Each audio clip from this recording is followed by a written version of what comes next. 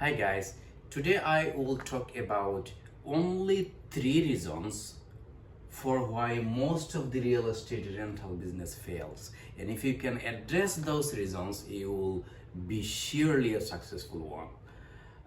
In my last video, I talked about how you can utilize this model and how this model is working for me and how this working model is working for many others if you are interested in the real estate rental with no money down out of your pocket.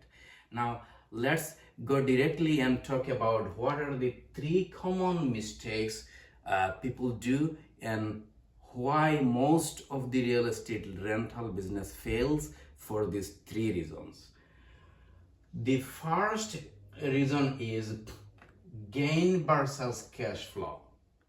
When people invest in real estate rental, most of the people think about property gains, meaning they will buy this property, let's say $500, and they say, well, in 3 years or 4 years or 5 years, the property will be in $600 and they will make $100,000 profit.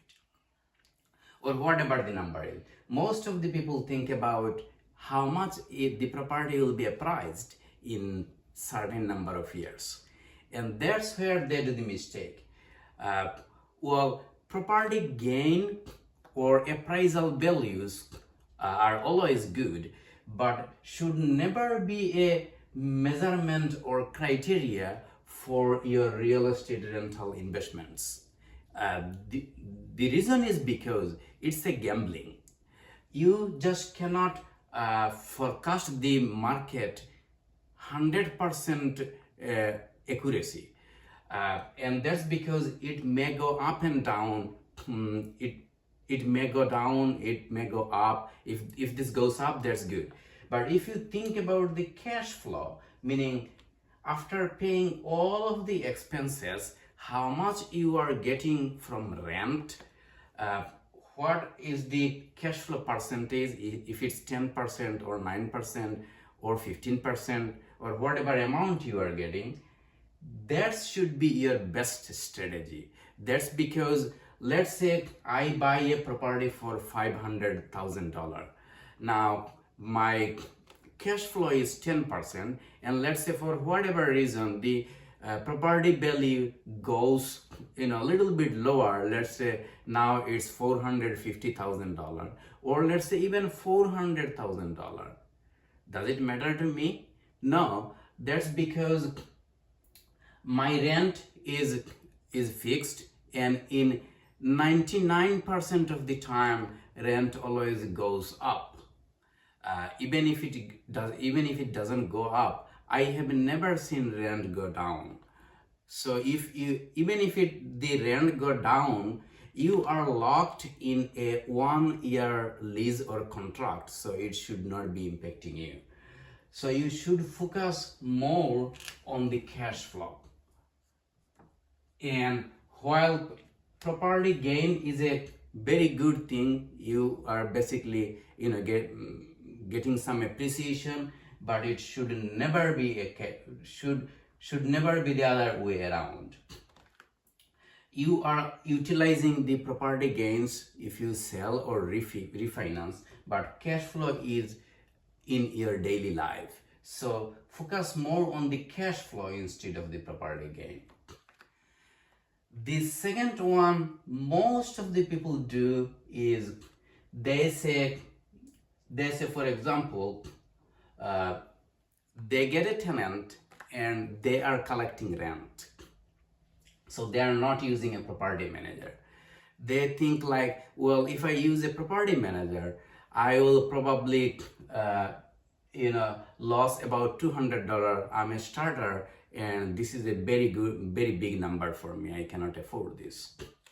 That's where people do mistake, because they miss a lot of advantages for not using property manager. What they lost most is they lost their time. So tenant call them, hey, I have a issue with the door, I have a issue with a running toilet, I have a issue for my fan or whatever. They just go and try to hire someone and fix it. You should never be doing those, even if you are saving money, because if you are going to save money, you will lose your time. And they do, in most of the cases, they want to do themselves. They do not hire an attorney. They are afraid because, oh, attorney, okay, what I will be talking to them and then they will charge a lot. No, they will not charge a lot, but the thing you will get from an attorney, they will save your life. They will save you from a lot of the consequences which may happen. So long story short, watch my previous video and learn how you can utilize all of them and save money. In most of the cases, you do not need to pay any money. Example, when you work with realtor, you are not paying anything for realtor for buying anything. You are not paying your mortgage guy. Mortgage guy is getting paid from his commission, and same for the realtor as well. Inspector, probably one time, for purchasing the property, whatever the inspection price is. And same for the insurance guy. You are not paying your insurance guy, he is getting his commission. You are not paying your banker.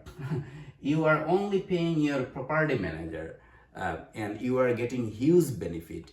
Believe me, the time and quality of the service you will get from the property manager is 100 times more valuable than saving your $200 or $250 per month.